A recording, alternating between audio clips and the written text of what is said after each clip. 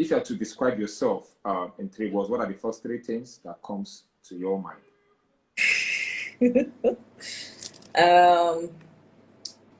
Right. Okay. Conduit, reflector, compass. Thank you. Why the reflector? Can you explain why? Interesting. You know that you chose the middle one, reflector. I mean, what does a reflector do? It reflects either the image of something in front of it, or reflects exactly what is like, on the inside of it.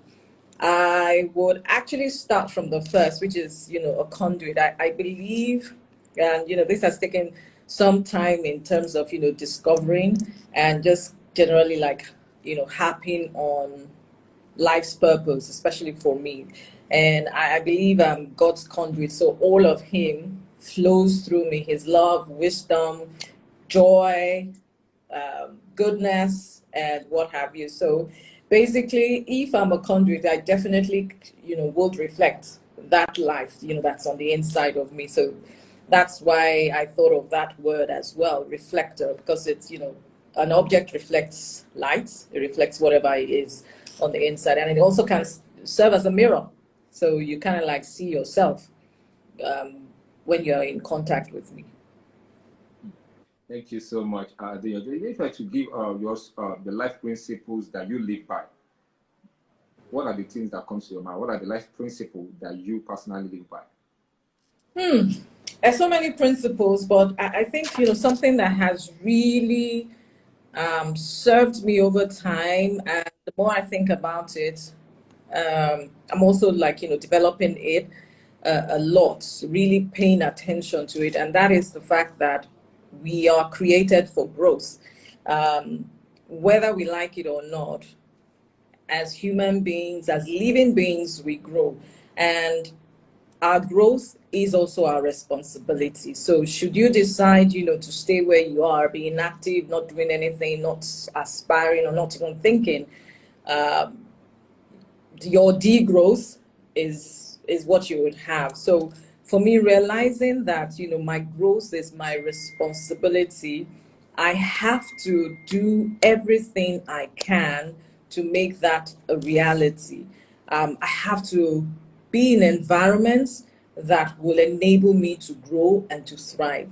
I mean, you realize that, and I think that's something innate that God has, put inside everyone, that desire to be more than you are, that desire to move, to grow, really, so just as you have life plants growing, from the seed and growing into a tree or whatever it is. Likewise, a little child, a baby, when it's born, grows.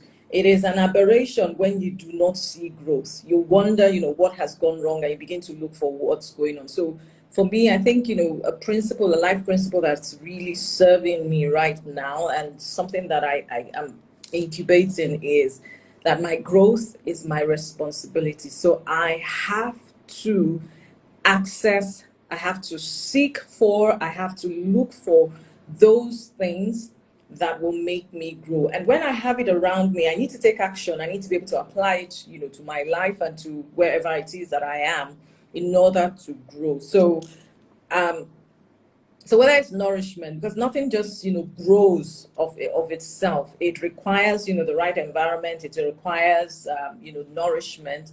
Just like, plants require the sun and water and other things to grow. Likewise, so it's very important for me to make sure that I am in the right environment to ensure that I grow.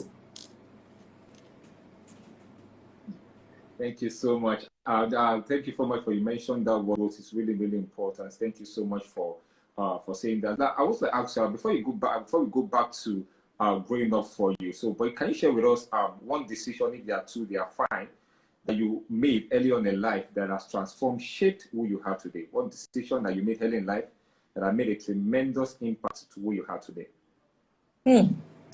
Okay, and I have alluded to it in my references, and for those who are not people of faith, they may roll their eyes to say, yeah, they've come again, all this, faith people, God people. But For me, one decision that has shaped my life is my faith, and that is giving my life to Christ at a very early age. It has literally defined the path that I am taking. And when I look back over my life, I realize that, I mean, if there's something, the days that I wake up and I wonder, how do people live without, God in their life, without Christ in their life? That's one decision that is the best decision I took then. It's the best decision now. It's the best decision forever. Who I am is deeply rooted in my identity in Christ, and it shapes and defines my outlook, my experiences, and what I even look forward, my future. I have no idea. I have an idea, yes, in terms of, creating a vision. I know where I want to go to, but if it doesn't happen, I know that, what I thought of obviously was not like the best. And I always look to him to either validate that. But I think, since I really discovered a particular scripture that it is God that works in us to will and to do of his good pleasure, I have to make sure that, okay, it's where I'm going according to his will. And when something is burst in my heart and I begin to see things lining up, I know that I am, on the right path. Thank you so much. Let me ask you this. If I get an opportunity to speak to the whole world for 1 minute, what are you going to talk about and back again to that one decision that's made a tremendous effect on my life. Don't go through life without God. I mean, for those who are joining, this is not a Christian, what have you. It just so happens that TalkInfluencers perhaps were not aware, and they got a Christian woman to speak, to you. If there's one thing I can go, if I have the opportunity to talk to 2 billion people that we have plus on this earth, is do not go through life without God. The same God that reconciled us to himself through Christ, don't. And if I may add one more thing, is there's more to you than you. So, life does not start with you and end with you. Think beyond yourself and how your life can actually, impact and make life better for people around you. Thank you so much. All right. Can you share with us 3 advices that you have received from someone that have made a tremendous impact to who you are today? Advices that you have received from someone that have made a tremendous impact to who you are today. First will be one of the people that I worked with, and she made such a tremendous impact, especially in my my career. Her name is Comfort Endem. She was my 3rd boss in my previous place of employment. And she would always tell me, she's Ghanaian and she was married to a Nigerian, Yanju, know your audience. And, without really sitting me down to say, okay, when I say know your audience, this is what it means and what have you. But she displayed it, by saying that, look, your audience, especially in the work setting, is your boss's boss. And I never really could understand that I would think that my audience is primarily my boss, and it's like, no, your boss is, you're not going to discountenance your boss, but your audience is actually like a step or 2 steps ahead of your boss. And if your boss is so far removed from like the group CEO, because at that time, my boss, she was 3 steps from the group CEO. So it was always around, it was always about, know your audience, think higher than, the person right in front of you. And she was someone that taught me, the power of foresight. And as I was, just thinking about it, I always like to go to look for the meaning of words. And foresight is knowledge and insight that is gained by looking forward, you getting a view of the future. She taught me how to think of, what the future holds, what I want the future to be like for me, and then you walk backwards, from that. So in walking backwards, yes, you have a view of what the future looks like. In walking backwards, it's then saying, if I'm going to achieve this future, if I'm going to walk into this future, what do I need to be doing now? What do I need to be doing in a year's time to ensure that that picture that I see of the future is exactly what it is? And so it talks about, planning. It talks about you being better than everybody that is around you. So you're giving not just your 100%, but you're giving more than 100%, because I mean, we all know that thing about, preparation, and when it meets opportunity, it's like a bam. So you're conscientiously and consistently working towards that future that you see. So there was something also about her, and this was not a verbal thing. You said 3 things from one person or different people? 3 things from one It could be person. different. Okay, Yeah, so it the could be second thing different. from Okay. The second thing from her was the fact that she embodied possibilities.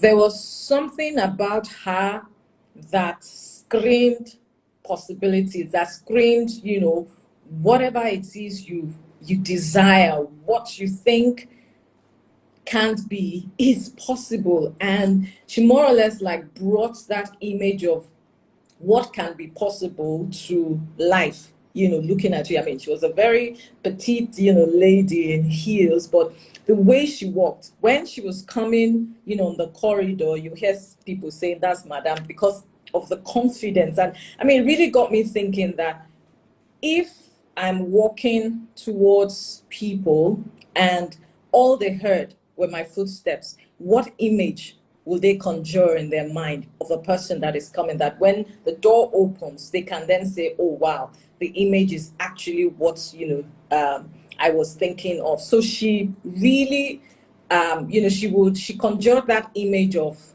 strength, of knowledge, of empathy, of possibilities. Everything around her was possibilities, and that was one of the things that I also that I learned from her. I'll say third thing was from another boss who was so many things rolled into one. He's late now. He taught me how to be present. He actually, asked me to read a book, and it's called The Present. I will remember who it is by. It's a very small book. You can finish it in a day. The Present. And, it made me realize that, because at times I'm like living in the future. I'm so fixated on, where I want to get to, how, and that I forget today. I forget, the present moment. And he taught me to, like, the future is good. Having a vision is fantastic, but you're here now. What are you going to do here now to really get you in that place? And also, as you're going on that journey, for you to enjoy the journey. I mean, I was like always in my head and in a rush to get to wherever it is that I wanted to get to. So he taught me the power of being present, being where you're here and now, and really, really taking in everything that the now has to offer whilst you still have your eyes on the future. Thank you so much, ADEYANJU. So please, can you share with us one advice you are going to give to the 16-year-old ADEYANJU OLOMOLA? What advice are you going to give to her? First, I have to think about where I was when I was 16. Where was I? 16. Yes, I was doing my A levels. I will say that I will tell her that you determine what is important to you.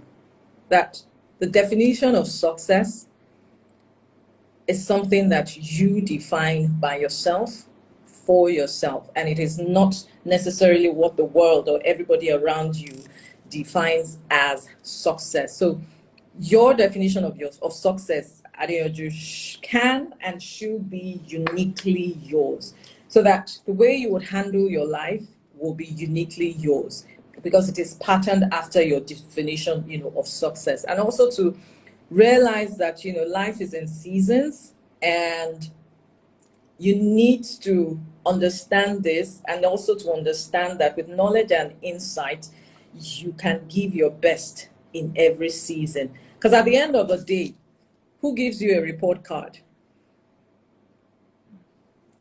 Who's going to give you a report card? That's something we can relate to. Who's going to give you a report card? Is it everybody around you? Would you give yourself a report card, as well? So my advice to the 16-year-old me would be, you define what success means. Thank you so much. I read one of your posts on LinkedIn, and you were talking about not comparing oneself with another. Can you just speak more about? Can you just say more about why did you say that? Why is it that important? Yeah, interesting.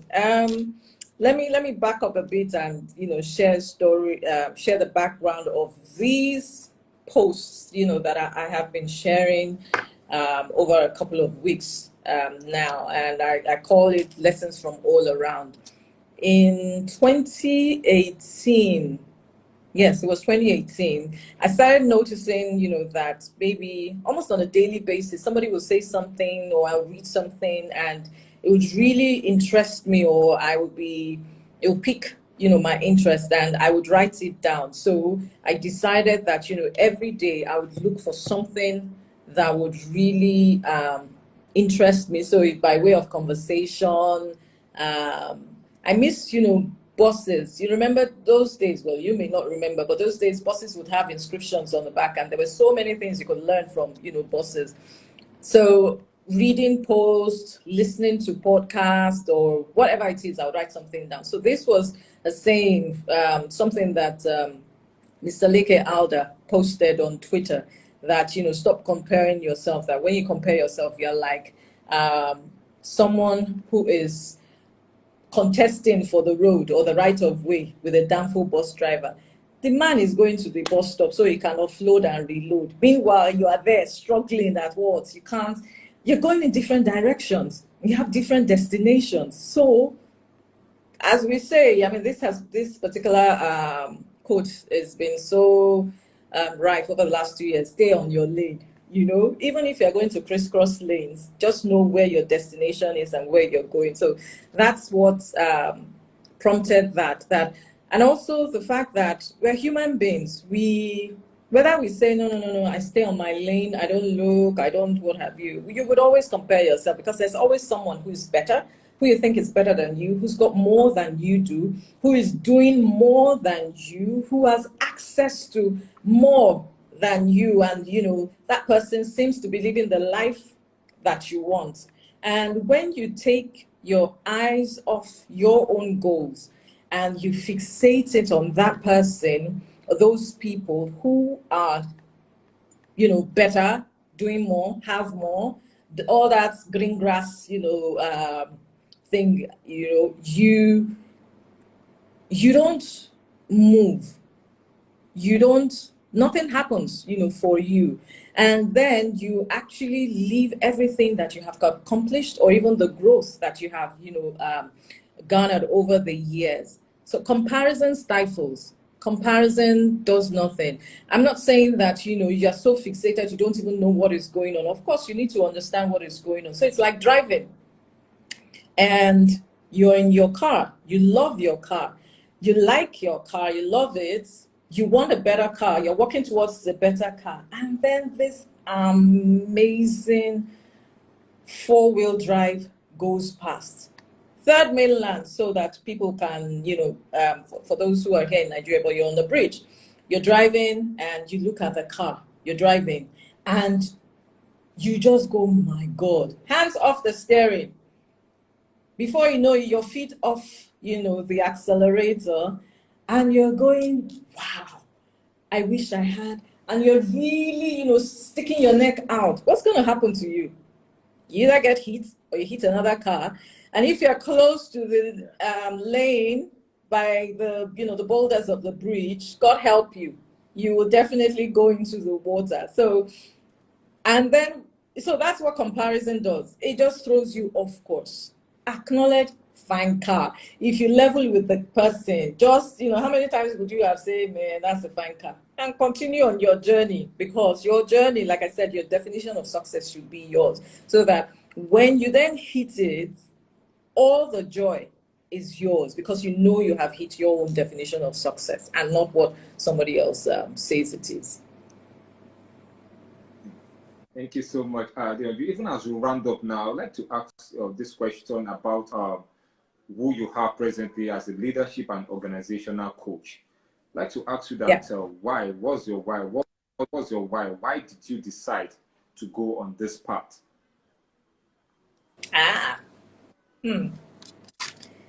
Okay, let me cut bits and pieces of the story. And I think it's started in July 1st, 2008, that I woke up with two words in form of a question: what next? And every day, this was not a literally every day, every morning for the whole of July, that question was there in my mind every day. What next? And I couldn't answer it. I really didn't understand. I talked to a few people around me, and someone gave me good advice, which I never took. And I wish I had to say, go away, really ruminate on this. What does it mean? Sit until you can answer that question. But I more or less just plugged myself back into work. And it showed up some years later. Now, it wasn't a question, it was three words and a statement: I want more. And realizing that I want more and that, my life could be much more than it was at that moment, I, kind of started looking back at what exactly I had done career-wise, where I was, and what's next, for me. In 2012, I had done an internal coaching certification program in my organization, and I really enjoyed, working with people, seeing them transformed. So 2015 went and did another certification program in line with the International Coaching Federation. It's the world's foremost coaching association, so that I could, yes, be accredited by ICF, and then started working towards the credential, which the first level you need 100 coaching hours and at least 60 coach training hours. And then, you get the first level of credentialing. So did that, left the organization I was working with to start my company. And for me, the vision is being able to work with people to transform them in form and in function. Transformation starts from within and it shows up on the outside. So that is what I do, working with individuals and organizations in transforming them form and function. All right, thank you so much. Okay, as we round up now, I don't know if you are working on something, and you, of course, for people that would like to reach you, of course, for people that are going to want to reach ADEYANJU, of course, she's in LinkedIn, she's on Instagram. For if you have more questions for her, please head out to her page, and she can just give you more and more answers that you want to better your life and to make you to be the better version of themselves. So, ADEYANJU, please can you share with us, is there anything that you're working on that you want people, of course, to know about? Oh, yes. I have a product, a platform called Professionals in Motion, and it's born out of my belief that, life is all about motion, you moving towards, the you or the future that, you want for yourself. And basically, it's a virtual program where I have one-on-one coaching, group coaching, master classes, and what have you. But what I am working on right now is really group coaching. I have a cohort that's about rounding up, and I'm trying to decide whether I'm going to have a cohort again before the end of the year. It's most likely. And group coaching is bringing people together under a shared theme and helping them, work towards their goals and also the outcomes they want. Currently working with two amazing ladies on leadership presence, you being able to connect authentically and also show up, in your workplace. So that's what we're doing right now. So my Instagram page, I actually have a personal one, which I think I'm more active than my business one. But on LinkedIn, that is my primary platform. And then I crisscross back to Instagram. Instagram is at ADEYANJU, and LinkedIn is just search for my name, ADEYANJU OLOMOLA. All right. Thank you so much, ADEYANJU, for tuning in today. Thank you for being an amazing day. Everybody I've shared today, of course, it'll be of great impact to me and, of course, for people that are watching us right here, right now on the show. So welcome. Thank you, everybody, for joining us today. This is the Talk Influencer. I believe that your life has been changed, transformed, and every word that you have heard today, not just hear this word, but make it to a point of duty for you to practice these words. And I believe that you're going to change, transform your life to be the better version of yourself. So this is Talk Influencers. This is where we explore the mindset of amazing achievers. We share the secret to success and how the decisions they've made over the years have shaped who they are today. Our guest today is ADEYANJU OLOMOLA. Please go follow our LinkedIn and, of course, an Instagram page for more information that you want of her. So thank you so much, ADEYANJU, for tuning in today. Thank you for being a guest in our lives. Thank That's been you. Thank you so much, Ankara Omo Babalankara. I loved the emoticons that she was releasing. He or she was releasing. Thank you. And thank you, Simon, for having me.